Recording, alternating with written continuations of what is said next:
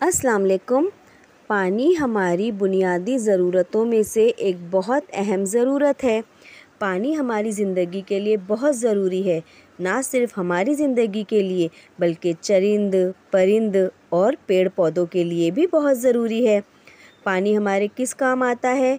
पानी हमारे नहाने के काम आता है, बर्तन धोने के काम आता है, कपड़े धोने के काम आता है, सफाई के काम आता है, हर तरह से हमारे काम आता है।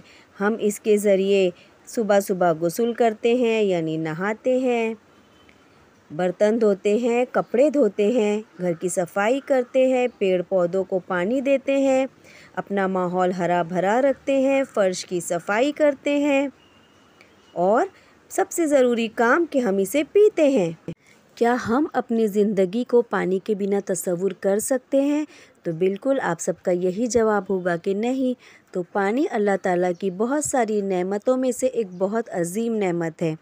अल्लाह ताला हमें पानी की बचत करने वाला बनाए और पानी को ज़ाय ना करने वाला बनाए। और आप मुझे बताइए कि पानी के और क्या-क्या इस्तेमाल हैं? कमेंट में ज़रूर लिखिएगा।